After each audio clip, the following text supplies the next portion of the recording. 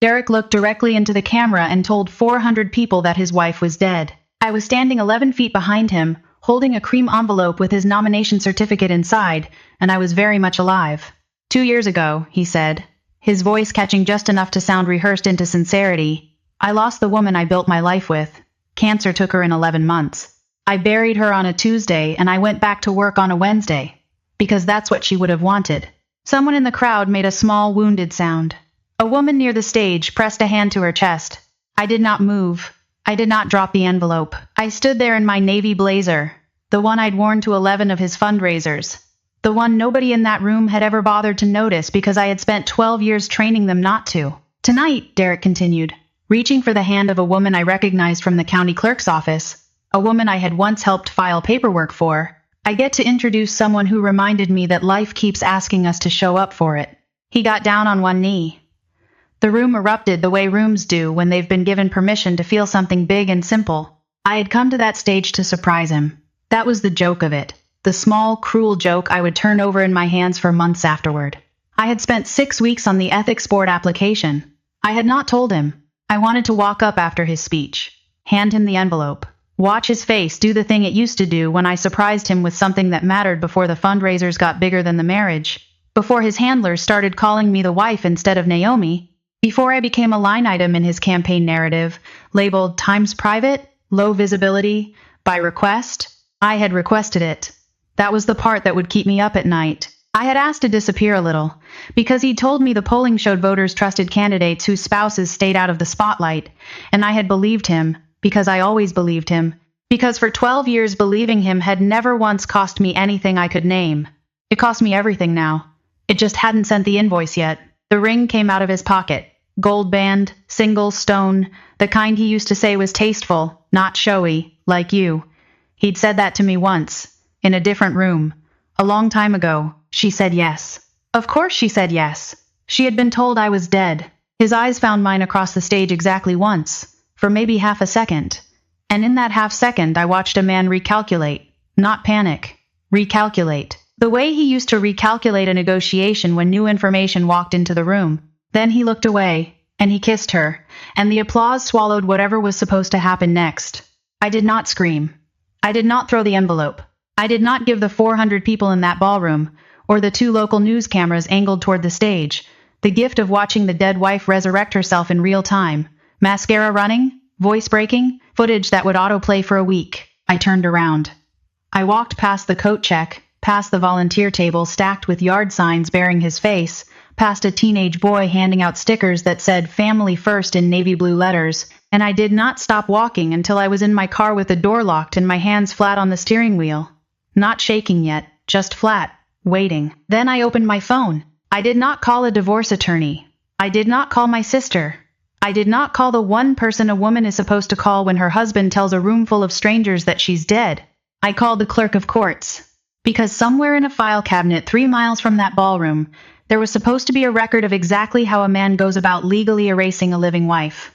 And if Derek Voss had actually found a way to make me disappear on paper, then he had not just broken a promise to me. He had committed a crime against the state I sat on the ethics board of. I did not know that yet. Not with certainty. Not with proof. I only knew there was a piece of paper somewhere with my name on it, saying something that was not true, and that I needed to see it before I let myself feel anything else. The clerk's after-hours line rang 4 times before someone picked up. I need to request a record, I said. My voice came out steadier than I expected. Steadier than it had any right to be. A death certificate. Filed sometime in the last 2 years. Under the name Naomi Voss. There was a pause on the other end. The particular pause of someone realizing a request doesn't make sense. Ma'am, the clerk said slowly. Is this a hoax call? I hope so, I said. I'm the woman on the certificate. I hung up before she could answer. I sat in the dark of the parking garage for a long time, engine off, phone screen glowing against my palm, and I understood with a clarity that felt less like grief and more like the moment before a verdict is read, that whatever I found in that file was going to end more than a marriage. I just didn't know yet how much more. 12 years earlier, Derek Voss had been a second-year associate at a firm that didn't know what to do with him yet, and I had been the woman who filed his motions correctly the first time because he never read the local rules closely enough to catch his own mistakes. We met over a misfiled exhibit. I fixed it before the judge noticed.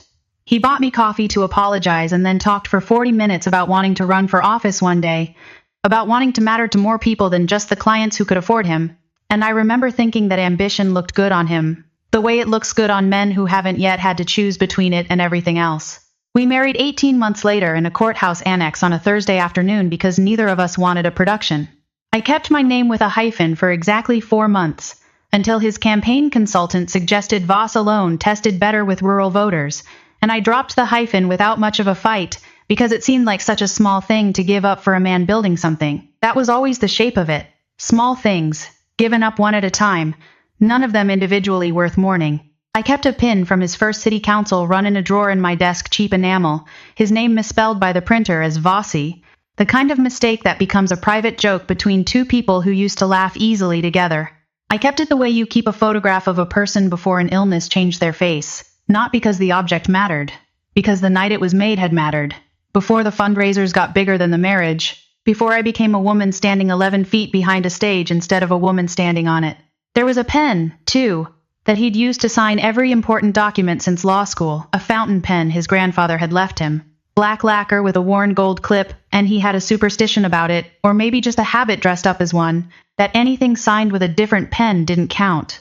I used to find that endearing. I would learn, months later, exactly how much that habit was going to cost him, and exactly how careless a superstitious man can be when he assumes no one else is paying attention to which pen is on his desk. 3 days before the fundraiser, I'd noticed my name spelled wrong on the RSVP list his events team had sent for approval, Naomi Voss. Instead of Naomi Voss, a single letter changed, easy to write off as a typo. I'd mentioned it to his scheduling assistant, a soft-spoken woman named Priya, who had worked for him for exactly 2 campaign cycles. And Priya had gone quiet in a way that I filed away and did not examine, because I had spent 12 years training myself not to examine things that made my stomach drop for no clear reason. 2 weeks before that, Priya had called me directly, which she never did, to ask carefully, almost too carefully, whether I still handled the household filings, a phrase that meant nothing and everything at once. I'd said yes, out of habit, out of the reflex of a wife who has always handled the household filings, and she'd said, "Okay, good, just checking," and hung up before I could ask what there was to check. I thought about that call in the parking garage, replaying it with a particular clarity that only arrives after the thing you should have been afraid of has already happened. My phone buzzed. Priya. Not Derek, Priya. I almost didn't answer. Then I did, because some instinct told me this was the last uncomplicated conversation I was going to have for a long time, and I wanted to have it while I still could. "Naomi," she said, and her voice had the flat, careful quality of someone reading from a script she'd written for herself in the elevator down. "I need you to know I didn't understand what I was filing. I want to say that first, before you hear it from anyone else."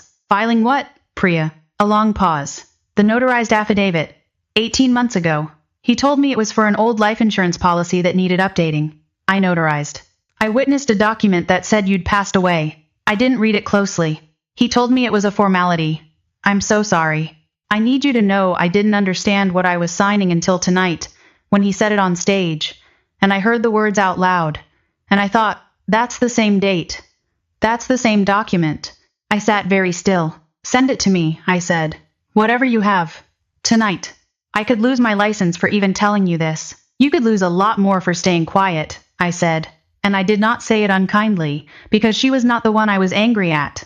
But I said it clearly, because some sentences only work if they land like a verdict instead of a suggestion. She sent it 4 minutes later. A photograph of a photograph, taken with a shaking hand, of a form filed with a private records company, not the county, not anything that would show up in a courthouse search unless you knew exactly where to look. An affidavit of presumed death, sworn and notarized, dated 18 months earlier, bearing a signature that was not mine, on a line where mine should have been. I sat in that garage and looked at my own name written in a hand that was almost my hand, close enough to pass a glance, wrong enough that I could tell within 3 seconds it wasn't. The letters leaned the way his leaned when he was rushing. The N had his particular hook at the top, the one he'd always done since law school, the one I used to tease him about. He hadn't just told a lie on a stage. He had manufactured a legal record of my death 18 months before he ever said the words out loud, and he had used it to marry someone else with what he must have believed was a clean, defensible paper trail behind him, because Derek Voss had never once in his life done anything without believing, with total confidence, that the paperwork would hold. That was the version of my husband I had married. A man who thought 2 steps ahead of everyone in the room. I had spent 12 years finding that quality reassuring.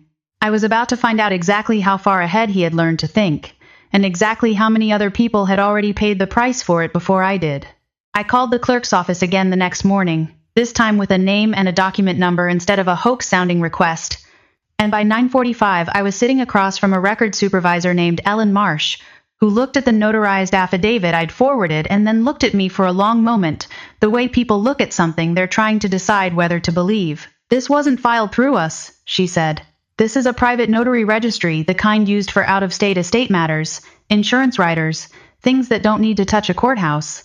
If someone wanted a document that looked official enough to satisfy an insurance company or a new marriage license clerk in another county, without it ever crossing a judge's desk here, this is exactly the kind of paper trail they'd build. Could it be used to get a marriage license?" She was quiet for a moment.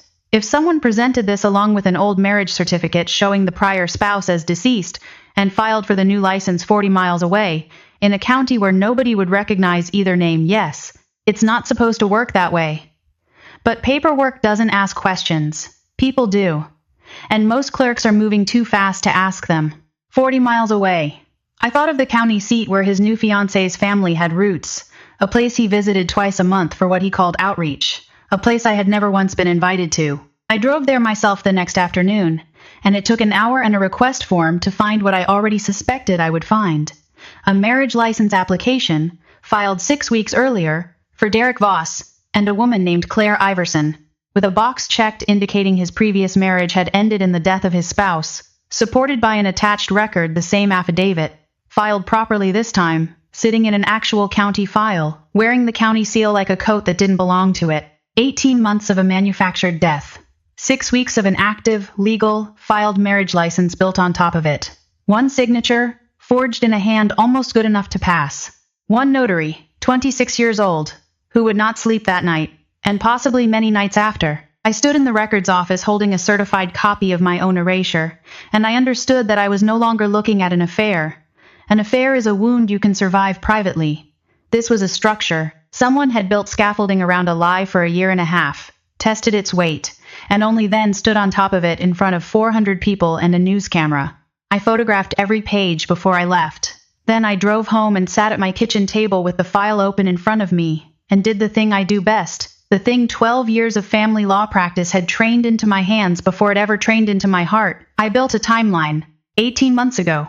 The false affidavit notarized. 14 months ago. A lease signed on a 2-bedroom apartment 40 minutes from our house, paid through a shell account tied to his campaign's constituent services budget line. A line meant for town hall coffee and printed flyers, not rent. 9 months ago. The first documented withdrawal from that same account for a jewelry purchase, $11,000, filed internally as voter outreach materials. 6 weeks ago, the marriage license.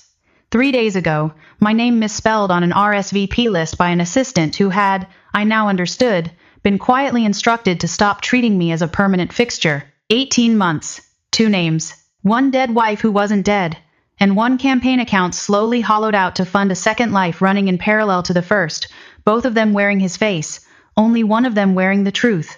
I put the total on paper because numbers do something that grief cannot. Grief makes a person look away. A number makes a person look closer. 14 months of rent at $2,400 a month. $11,000 in jewelry. Membership dues at a country club 40 miles away where nobody would recognize either of our names. Another $18,000 over a year. A weekend trip logged as a policy retreat that showed up nowhere on any actual campaign schedule. $6,000 more. By the time I stopped adding, the number sitting in front of me was just under $91,000 of campaign donor money, funneled through mislabeled line items, spent building a second marriage on top of a fabricated death certificate bearing my forged signature. $91,000.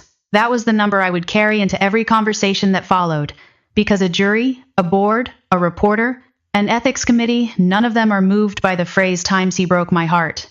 They are moved by a number they can verify, and I intended to hand them one they couldn't argue with. I did not cry over that number. I want to be honest about that, because I think people expect the crying to happen at the moment of discovery, and it doesn't always.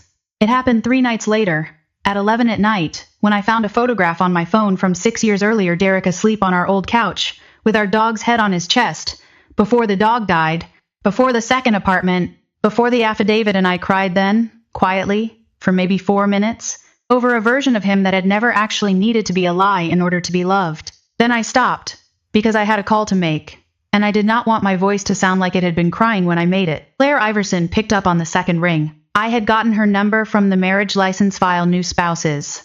I knew from 12 years of practice, almost always list a direct contact for the county's follow-up mailing, a detail nobody thinks to hide because nobody expects anyone to go looking.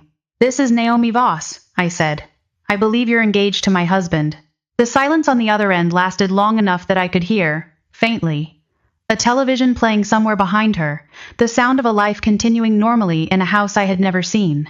"He told me you died," she said finally, and her voice cracked on the word "times died times" in a way that told me, more than anything else could have, that she had said that word out loud to other people, to her parents, to her own friends, and had believed it completely each time. "I know," I said. "I have the paperwork he used to prove it." "That's not," she stopped. Started again. "He has a death certificate. He showed my mother the death certificate before he asked her permission to propose. He cried when he showed her. I watched him cry. Was it a private notary registry document, or a county seal?" Another silence, longer this time, the sound of someone reaching back through her own memory for a detail she hadn't thought to examine, because grief, even borrowed grief for a woman she'd never met, doesn't usually invite scrutiny. "I don't know," she said. "I don't know what that means." "It means he built it," I said, "somewhere around 18 months ago, before he ever mentioned you existed, as far as I can tell. I don't think you're the reason this happened, Claire. I think you're the reason he finally had to make it look real." She was quiet for a long moment. When she spoke again, her voice had changed smaller, and somehow older. "There's an apartment," she said slowly, like she was working something out loud for the first time. "He told me it was a safe house for campaign staff. Sometimes he'd say he had to sleep there because of security concerns after a threat came in. I never asked which threats. I should have asked which threats. How many nights a week? 2. Sometimes 3. I did the math instantly, the way 12 years of practice had trained me to, and I said nothing, because the math wasn't for her, it was for me. 2 years of a marriage, lived on a shared calendar I had trusted completely, and 2 to 3 nights a week, unaccounted for inside a story about security threats that had never once been reported to actual campaign security, because I would have known. I had signed off on every incident report that crossed his office in the last 4 years. There had been no threats. "I'm going to send you what I found," I said. "Not to hurt you, because you're going to need it before this becomes public, and I'd rather you hear it from me than read it in a headline with your name already attached to it." "Why would you do that for me?" I thought about that question longer than she probably expected me to. "Because he lied to both of us," I said. "But he only made vows to me. I don't think that makes you innocent of everything. I think it makes you someone standing in a different part of the same wreckage, holding a different piece of the same lie. I'm not interested in punishing you for structure he built before you ever knew it existed." She was crying by the time we hung up, quietly, the kind of crying that doesn't perform itself for anyone. I sat with my own phone in my hand afterward and felt something I hadn't expected to feel yet, which was not triumph, and not quite grief either. It was closer to recognition, the specific, cold clarity of watching a pattern complete itself in front of you, click into a shape you'd been refusing to see, because seeing it meant admitting how long it had been there. The message came 4 days later, from a number I didn't recognize, 17 words long, sent at 1:14 inches the morning. "He did this before. Ask about a man named Robert Pruitt. He used to work for him. Ask what happened to his license." I did not sleep again that night. I spent it instead doing the thing I had spent 12 years learning to do without flinching. I pulled a public bar record. Robert Pruitt, admitted to the state bar 19 years ago, voluntarily surrendered his license 11 years ago. No public disciplinary record attached. The kind of clean, quiet exit that only happens when someone with more power than you offers you a choice between disappearing gracefully and disappearing publicly. I found him working as a paralegal at a small firm 2 counties over, a title far beneath what a surrendered law license usually implies about a person's ability, and I drove there the following morning without calling ahead, because I did not want to give him time to decide, in advance, how much of the truth he was willing to survive telling. He recognized my name before I finished introducing myself. His face did something complicated, relief and dread arriving at the same time, the particular expression of a man who has been waiting 11 years for someone to finally ask him the right question. "I always wondered if it would be you who came," he said. "I used to imagine it would be a reporter. I never imagined it would be his wife. Tell me about the affidavit. He closed his office door. He sat down slowly, the way people sit when they are about to hand over something they've been carrying for a very long time and aren't sure their body will feel lighter once it's gone. 11 years ago, Derek was a junior partner, and I was 2 years out of law school, working under him on an estate matter, he said. A client wanted to remarry quickly and quietly, without the complications of an actual divorce, because the first spouse was difficult, contesting everything, dragging it out for spite. Derek had this idea. A private notary affidavit, presumed death, filed somewhere no one would think to check unless they were already looking. He didn't draft it. He had me draft it. He told me it was a formality, a bridge document, that it would never actually be tested in court, that the real divorce paperwork would follow eventually, and this was just to unstick things faster. Did it work?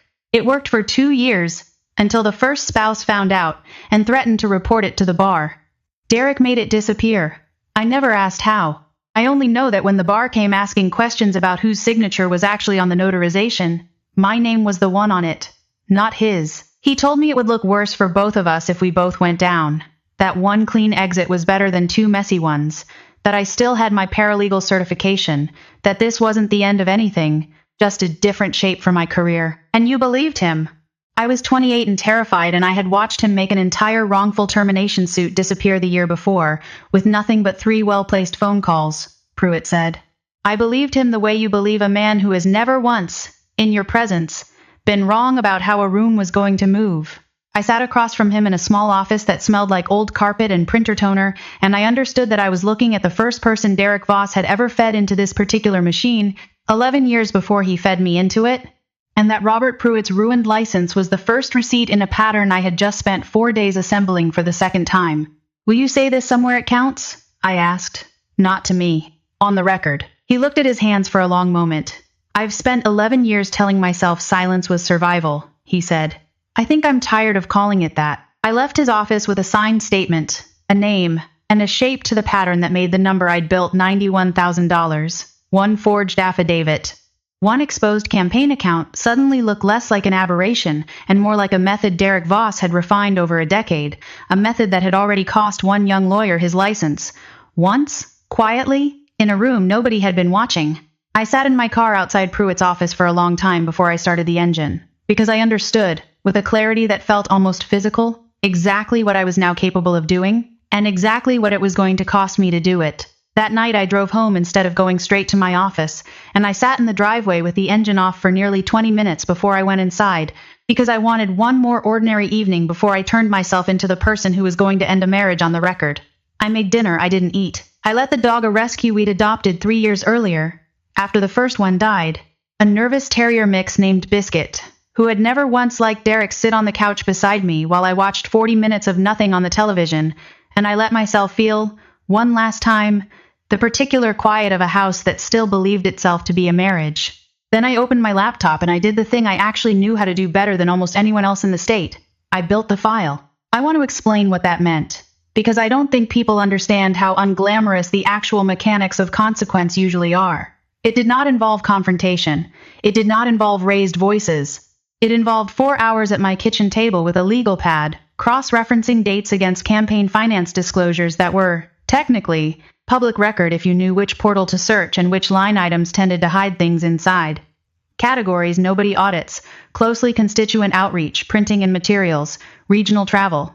I matched every withdrawal from the apartment lease against a corresponding campaign disclosure filed within 11 days of it, because Derek, for all his instinct about rooms and audiences, had never once been careful about paperwork timing, because he had spent 12 years believing paperwork timing was my department, not his. By 2 a.m, I had built a document that a prosecutor would recognize on sight, not a wife's grievance, but a financial timeline with a header, a summary page, and 11 exhibits, each one numbered, each one dated, each one sourced to something a records request could independently verify without needing to trust a single word I said about my own marriage. I remember looking at the finished file at 2:15 in the morning, and feeling something I had not expected to feel at all, which was a kind of grief for the version of myself who would have handed this exact competence to Derek's campaign for free, for years, without ever once being asked whose name went on the acknowledgments. I called Harriet Doyle's office at 8 the next morning, before I'd let myself reconsider anything about it in daylight. The subcommittee meeting itself was smaller than I expected, 5 people around a conference table that had seen $1,000 disputes about zoning appointees and disclosure filings, none of them prepared for what I slid across the table that Monday. I watched each of them read the summary page, then the affidavit, then Pruitt's statement, in that order, and I watched their faces do the same thing in sequence: polite procedural attention, then a flicker of disbelief, then the particular stillness of people recalculating a colleague's spouse. One board member, a soft-spoken retired accountant named Walter Grimes, who had never said more than a dozen words to me in 4 years of sessions, finally looked up and asked the only question that actually mattered. "Is this personal, or is this evidence?" "Both," I said. "I'd ask you to weigh only the second." He nodded slowly, and something in the set of his shoulders told me he was going to vote for the referral before Doyle even called for a motion. I spent the 2 days between that meeting and the rally in a strange, suspended calm that I have never fully been able to describe to anyone since. It was not peace. Peace, I would learn later, takes much longer to arrive than 2 days. It was something more like the stillness of a surgeon between the incision and the part of the operation that actually matters, a controlled, procedural, quiet, made possible only because every emotional response I might otherwise have had was being spent, instead, on making sure 11 exhibits were formatted correctly, and every date lined up without a single arguable gap. The state ethics board I sat on did not typically handle matters this large. But the board had jurisdiction over exactly one thing that mattered here: sworn affidavits filed by any candidate or office holder currently under our review. And Derek's Senate campaign had, 6 weeks earlier, submitted a routine financial disclosure that I had not yet signed off on, sitting in my inbox, waiting for my review, because the chair had assigned it to me before either of us knew what was coming. I had, without ever intending it, been handed the one procedural door that led directly into his campaign's finances, weeks before any of this happened, by an administrative assignment that had nothing to do with my marriage and everything to do with alphabetical rotation. I sat with that irony for a long moment. Derek had spent 12 years telling me my legal career was a quiet, background thing, useful mostly for keeping our household running smoothly while his name went on the yard signs. He had never once imagined that the quiet background thing might be the exact instrument built to examine him. I called an emergency session of the Ethics Subcommittee the following Monday, recused myself formally from voting given the personal conflict, and submitted, as a private citizen rather than a board member, the full evidentiary file: the affidavit, the marriage license, the leased apartment, the campaign account withdrawals totaling $91,000, and Robert Pruitt's signed statement describing an identical pattern 11 years earlier. The board chair, a retired judge named Harriet Doyle, who had never once, in 4 years, raised her voice in a session I'd attended, read the file in silence for 11 minutes, while 6 of us sat around the table not speaking. When she finally looked up, she did not look at me. She looked at the middle distance, the way people look when they are recalculating everything they thought they understood about someone. "This isn't an ethics complaint," she said quietly. "This is a criminal referral waiting to happen. Fraudulent notarization, misappropriation of campaign funds, bigamy, potentially, depending on how the marriage license holds up once the death record is voided. I want this in front of the Attorney General's office by Wednesday." "There's a rally Thursday night," I said. "His largest of the campaign. Statewide broadcast. Donor gala attached." Doyle looked at me for a long moment. "You want the timing to matter." "I think the timing is the only part of this he's never had to answer for," I said. "He has spent his whole career one step ahead of every room he's ever stood in. I would like, once, for the room to know something before he does." She didn't smile exactly, but something in her face shifted toward approval. Wednesday, the referral goes to the AG's office quietly. Thursday, if they act in time, it becomes public, exactly where he intended his biggest moment to be. I want to be honest about the space between that decision and Thursday night, because it was not a clean, cinematic silence. It was 3 days of my hands shaking every time I checked my phone, of Claire calling me twice more, once to cry and once to ask, in a voice gone flat with exhaustion, whether I thought she should return the ring before or after the news broke. It was one conversation with my own mother, who had loved Derek the way mothers love the men who make their daughters laugh easily in front of company, and who went quiet on the phone for almost a full minute after I told her, and then said only, "I always thought it was strange that he never once let you finish a sentence at dinner," which was the first time I understood that other people had been watching this shape form for longer than I had. It was also one night, the Tuesday before the rally, when I sat at my kitchen table at nearly midnight, with the printed timeline in front of me: 18 months, $91,000, One forged signature, one destroyed license 11 years earlier, and I picked up my phone, and I typed out a message to Derek that I never sent. It said, "I still remember the pin from your first campaign. Fossa, misspelled. I kept it because that was the last time I believed every word you said without checking it first. I read it 4 times. Then I deleted it, because I understood, finally, that the version of him who would have understood that message no longer existed to receive it, and sending it to the version that remained would only hand him one more piece of information he didn't deserve." Thursday night, the ballroom was larger than the last one. A hotel conference center 40 minutes from our house, the one the campaign had booked for what his team was calling, without irony, the moment the state meets the next chapter. Donors in the front 3 rows. Local press in a roped section along the side wall. A single national correspondent who'd flown in on the strength of early polling that had Derek Voss 6 points ahead in a race everyone expected him to win comfortably. I did not attend. I want to be precise about that, because there is a version of this story where I would have stood in the back of that room and watched it happen, and I chose, deliberately, not to give myself that satisfaction, because satisfaction was never actually the point. I watched it instead from my kitchen table, on the local affiliate's live stream. With Claire on the phone beside me, she had asked, 2 days earlier, if she could be there when it happened, not in the room, just somewhere nearby, connected, and I had said yes, because by then we had stopped being rivals in each other's story and become, in some strange, unplanned way, witnesses to the same unraveling. Derek walked onto that stage at 7:58 exactly, 4 minutes ahead of schedule, the way he always did, because he liked audiences to feel he was eager to reach them rather than the reverse. He wore the navy suit he'd worn the night he'd told a room I was dead. He held no notes, because he never needed them. Because a man who has learned to make disaster sound like weather does not need a script to improvise reassurance. He was 7 minutes into his remarks, a section about family values, about the sanctity of promises, about a state that deserved leaders who kept their word, even when it cost them something, when Harriet Doyle's referral, filed with the Attorney General's office that morning, and released to credentialed press exactly 40 minutes before the rally began, under an embargo timed to lift at 8:04 p.m., hit every phone in that roped press section at once. I watched it happen through the live stream feed, watched the exact second it happened, because the correspondent in the front row, the one who'd flown in for the polling story, looked down at her phone, mid-applause line, and her face changed, the way faces change, when a headline rearranges everything. Person thought they understood about the last 10 minutes of their life. Derek did not know yet. That was the part I had wanted. The part Doyle had understood without my having to explain it twice. Not humiliation for its own sake, but the specific, unbearable asymmetry of being the last person in a room to learn the truth about yourself, after building a career on always being the first. He kept talking for nearly 90 more seconds, about promises, about a state that deserved better, while 40 feet away, a dozen reporters typed with both thumbs in the donor rows began a low, uneven murmur that had nothing to do with applause. Someone from his own communications team finally stepped to the edge of the stage and said something to him that the microphone didn't catch.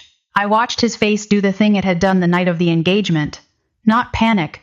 Not yet. Just recalculation. The split second of a man reaching for a version of events that could still be managed. "I'm being told," he said into the microphone, and his voice had lost, for the first time in 12 years that I had known him, its practiced ease, that there's some kind of administrative matter being circulated tonight. I want to assure everyone in this room that whatever you're seeing on your phones is being taken wildly out of context, and my team will be addressing it fully once I have all the facts. A reporter in the third row, a local anchor named Sandra Kwan, who had covered 3 of his campaigns and had never once, in my presence, asked him anything sharper than a softball, stood up without being called on. "Congressman." She said he wasn't a congressman yet. He never would be, but the room hadn't caught up to that fact yet either. "Can you confirm whether you filed a fraudulent affidavit declaring your wife deceased in order to obtain a marriage license?" The room went the particular kind of silent that 400 people produce when they realize, all at once, that the ground they are standing on has just been confirmed to be hollow. Derek looked out at the room, and for one long moment, the moment I had waited 18 months, without knowing I was waiting for it, to witness, he said nothing at all, because there was, for the first time in his adult life, no sentence available to him that would make the disaster sound like weather. "My wife," he said finally, and his voice cracked in a way that I don't believe was performance, because I had heard him perform grief before, the night of the engagement, and this did not sound like that. My wife and I have been going through a very difficult period. And, is she alive? Sandra Kwan asked, flatly, into the silence that followed. And I understood, watching from my kitchen table with Claire crying quietly on the other end of the phone, that this was the sentence that was going to end him, not the affidavit, not the campaign account, not even Robert Pruitt's statement, but this one simple question, asked out loud, in front of every camera his career had ever needed, with no room left in it for management. He did not answer. He stood at the podium for 11 seconds. I counted them later, on the recording. 11 full seconds of a man who had never once in his adult life been at a loss for words, and then he turned and walked off the stage without finishing his remarks, without shaking a single hand in the front row, without looking back at Claire, who was not there, or at me, who was not there either, because the room he had built his entire identity around performing for had, in the space of 90 seconds, stopped being an audience and become a jury. By 11 that night, the state party had issued a statement withdrawing its endorsement. By the following morning, the state bar had opened a formal inquiry into the affidavit, citing both Derek's role and, separately, reopening the 11-year-old matter involving Robert Pruitt, whose surrendered license would, within 4 months, be reinstated once the record was corrected to show whose signature had actually authorized the original fraud. By the end of that week, the Attorney General's office had filed charges related to campaign fund misappropriation, citing the same $91,000 figure I had built at my kitchen table with nothing but a calculator and 12 years of practice, telling me exactly which numbers a prosecutor would need in order to stop calling something a private matter and start calling it a case. The marriage license to Claire was voided within the month, once the underlying death record was formally reversed, a strange, quiet legal proceeding in which I sat in a courtroom and answered, under oath, a series of questions confirming that I was, in fact, alive. A sentence I never once imagined I would need a judge to certify. I met Claire in person exactly once, 3 weeks after the rally, at a coffee shop equidistant from both our houses, chosen deliberately because it belonged to neither of our old lives. She had returned the ring by then. She looked smaller than she had looked on that stage. The way people look after a structure they'd been standing on top of has been revealed to be scaffolding rather than ground. I keep trying to figure out which parts were real, she said. He knew things about me. Small things. My mother's maiden name, the fact that I hate the smell of lilies because they remind me of my grandmother's funeral. He used all of it so carefully. He's good at using what he learns about people, I said. I don't think that means he was lying about all of it. I think it means he never learned the difference between loving someone and studying them well enough to keep them. She looked at me for a long moment. Do you hate me? I did, for about 4 days, I said. Honestly, because I had promised myself, walking into that coffee shop, that I would not perform forgiveness. I hadn't actually earned yet. Then I found the affidavit dated 18 months before he ever mentioned your name. And I understood you were standing on a foundation he'd already poured before he knew you existed. That's not the same as hating you. That's just math. She almost laughed, a small, broken sound. You talk like a lawyer even when you're being kind. It's the only voice I have left that I trust completely, I said, and I meant it more than I expected to when the sentence left my mouth. Derek came to the house 11 days after the rally, not to apologize, not yet, but to collect the last of his things from a home he no longer legally shared with anyone, since the divorce filing mine, filed the morning after the rally, citing grounds that required almost no explanation had already moved further and faster than either of us expected, given how thoroughly the paperwork of his own undoing had already been assembled before I ever filed the first form. He stood in the doorway of what used to be his study, holding a box of framed campaign photographs, and he looked older than he had looked on that stage. Not distinguished. Older. Just tired. The particular exhaustion of a man who has run out of rooms left to manage. I keep trying to figure out when it actually started, he said. Not quite to me. More to the box in his hands. The affidavit. I told myself it was temporary. A bridge. I told myself the same thing I told Pruitt 11 years ago. And somehow I never noticed I was telling myself the same lie twice. You noticed, I said. You just decided it didn't matter as long as no one else noticed with you. He set the box down slowly. Are you going to forgive me? I don't think that's the question you actually want answered, I said. I think you want to know if you're going to be all right, and I don't know that answer. I know you're going to lose the license, because the bar doesn't reinstate men who forge death certificates twice in one career. I know you're going to owe restitution on the campaign funds, because $91,000 doesn't disappear just because you're sorry now. I know Claire is going to be all right, eventually, Because she was never the architecture of this, she was just standing on top of it. And I know I'm going to be all right. Because I have spent 12 years learning exactly the skill set required to survive a man like you, and I only found out 3 weeks ago that I'd been building it for this specific occasion the entire time. He looked at me for a long moment, and something in his face, not performance, I think, not this time, cracked open just slightly. I don't think I know how to be an ordinary person, he said quietly. I don't think I've been one since I was 28 years old. Then I suppose you're about to find out, I said. And I did not say it cruelly. I said it the way you tell someone a diagnosis they've been avoiding for years, plainly, because plain is the only version of the truth that actually helps. He left with his box of photographs 40 minutes later, and I stood in the doorway of the study and did not cry, because I had already done my crying 3 weeks earlier. Quietly, over a photograph of a man asleep on a couch with a dog who no longer existed, in a life that no longer existed either. The evening after he left, I did something that surprised even me. I went out to the small garden along the side of the house, the one I had planted the year we bought it, and mostly ignored since, because campaigns don't leave much room for gardens, and I knelt in the dirt in the fading light and pulled weeds for almost an hour, methodically, without thinking about affidavits or restitution figures, or the sound of a room going silent around a question nobody could answer. It was not a symbolic act. I did not decide, kneeling there, to plant something new, or to let go of anything, or to feel renewed. I was simply a woman pulling weeds out of dirt because the weeds needed pulling, and for the first time in 3 weeks my hands were doing something that had nothing to do with a case file. That was when I understood, more than in any courtroom or any rally livestream, that I was going to be fine. Not because of anything dramatic, because I still knew how to kneel in dirt and do an ordinary thing on an ordinary evening, and that capacity, small, unglamorous, entirely mine, had never once required his belief in me to exist. 6 weeks after the rally, Harriet Doyle called to ask whether I would let my name be put forward for an opening on the family court bench, a seat, she said. That would need someone who understood exactly how paper can be built to hide a person, and exactly how much weight a signature is supposed to carry before someone abuses it. I said yes before she finished the sentence, which surprised her, and surprised me a little too, because for 12 years I had been the person who handled things quietly from the background, and I had never once let myself imagine what it might feel like to sit at the front of a room instead. Robert Pruitt sent me a card after his license was formally reinstated, 4 months later. It said only, "You did what I didn't have the courage to do 11 years ago. I hope it cost you less than it cost me." I keep it in the same drawer as the enamel pin that says Voss.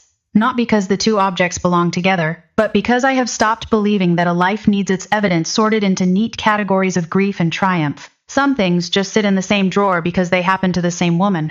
Claire moved out of state eventually, to be near her sister, and she sends me a text every few months, brief, never asking for anything, mostly just small facts about her life, a new job, a dog she adopted, the fact that she can finally stand the smell of lilies again because a friend taught her to associate them with something other than a funeral. I don't know if what we have is friendship. I think it might simply be two women who survived the same structural collapse from different floors of the same building, and who have decided, without ever discussing it directly, that there's no value in resenting each other for which floor we happen to be standing on. People sometimes ask me, now that I sit on a bench instead of behind one, whether the whole ordeal was worth it, whether exposing him, ending the marriage that publicly, watching a man's career collapse in 90 seconds in front of a national camera, actually gave me anything back. I understand why they ask it that way. Revenge, in the stories we tell each other, is supposed to arrive like a debt finally collected, a closing of accounts that leaves a person lighter. It didn't feel like that. It felt like arithmetic, precise, necessary, and almost entirely without pleasure. What it gave me wasn't satisfaction. It was accuracy. For 12 years I had lived inside a version of my own life that Derek had been quietly editing, one small omission at a time, until I no longer recognized the shape of what I'd actually built versus what I'd simply been allowed to witness. Taking that structure apart, piece by piece, number by number, affidavit by affidavit, wasn't revenge in the way the word usually gets used. It was just the slow, unglamorous work of getting my own story back into my own hands, and discovering, once I finally held it again, that it was sturdier than I'd been told. I think about the night of that first fundraiser, sometimes the ring catching the light. The crowd's easy. Borrowed grief for a woman they were told had died. My own hands flat and steady on a steering wheel in a dark parking garage. I don't think about it with anger anymore. Most days, I think about it the way you think about a diagnosis. You survive not fondly, but without flinching. Because flinching is what you do before you understand something, and I understand this now completely. If you had been standing where I was standing that night, holding proof of your own life in an envelope, listening to a room mourn you while you were still breathing, I wonder what you would have done first.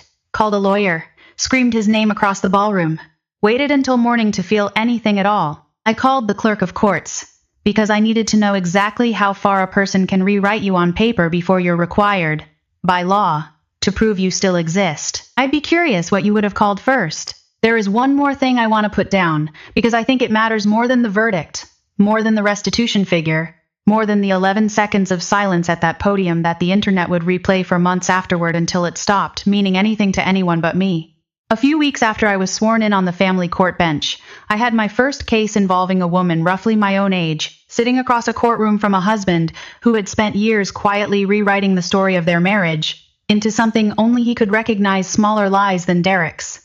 Nothing criminal, nothing that would ever make a headline, just the slow erosion of one person's account of her own life until she no longer trusted her own memory of it. I watched her testify, watched her hands shake exactly the way mine had shaken in that parking garage, and I understood, sitting up there in a robe I still wasn't fully used to wearing, that this was the actual reason I had wanted the seat. Not to punish men like Derek. To be, for women like her, the kind of witness I had needed, and eventually had to become for myself. I ruled in her favor. It wasn't dramatic. It was just accurate, which I have come to believe is the only kind of justice that actually holds its shape once the courtroom empties out. I still keep the enamel pin in my desk drawer, the one that misspells his name, Voss, from a campaign so small and so long ago that almost no one else alive remembers it existed. I don't keep it out of nostalgia, and I don't keep it as a trophy either. I keep it because it reminds me of something I think is easy to forget in the aftermath of a story like this one, that the lie doesn't erase what was true before it. There was a night, once, when a man misspelled his own name on cheap enamel and laughed about it with me until neither of us could breathe properly, and that night happened, and it was real, even though almost everything that came after it wasn't. I think that's the part people rarely say out loud about revenge, or justice, or whatever you want to call the thing I built for myself out of affidavits and campaign disclosures and a stranger's 11-year-old shame. It doesn't require you to decide the whole marriage was fake from the beginning. It only requires you to be honest about exactly where the truth stopped, and precise enough, when the moment finally comes, to make sure everyone else has to be honest about it too. I filed the pin back in the drawer that night, closed it, and went outside to check on the garden, because the tomatoes needed staking. And some things, unlike a man's promises, actually keep growing whether or not you deserve them to.